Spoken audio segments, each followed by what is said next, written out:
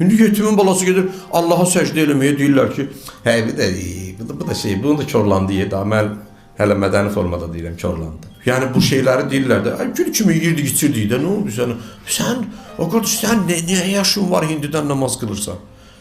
Güya elə bir şey, Allah namazı 50-60 yaşdan sonrakılara vacib eləyib. Cavan oğlansan kişi. Namazı cavan vaxtı qılarlar da.